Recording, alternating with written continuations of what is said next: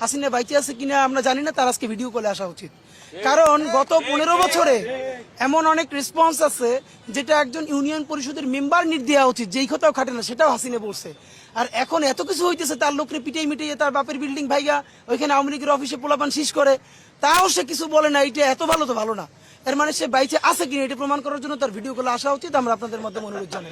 এই জন্য হইলো তার রাজনীতি আর নাই আসলে।